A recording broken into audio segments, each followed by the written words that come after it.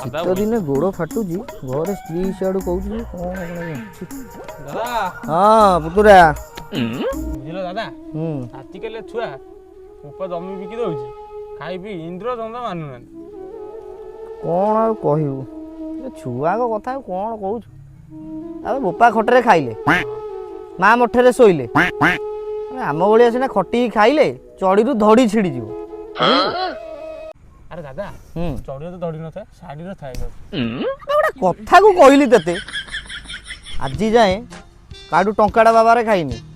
ତୋ ବାପାକୁ ପଚାରିବୁ ଛୁଆ ବେଳୁ ଟଙ୍କାଟା ମୁଁ କାହାଠୁ ଖାଇବାର ନାହିଁ ରେ ବା। କିଏ କହିଦେବ ଆମ ମୁହଁରେ ମାଗଣା କିଆ ଚାଲ ଦେଖିଆ।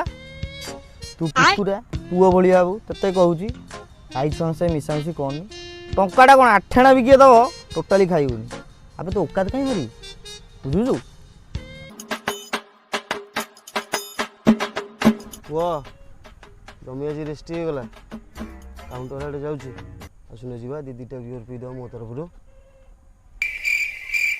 ରାତେ ମୋତେ ଗୋଟେ ଅକାତ ବିଷୟ କହିଲି ନା ମୁଁ ଯିବିନି। କାହିଁକି ଆଉ ଟଙ୍କାଟା ଖାଇବି କିଏ କାହିଁ ମୋତେ କହିବେ ନା ଯିବିନି ଥାଉ। ଦାଦା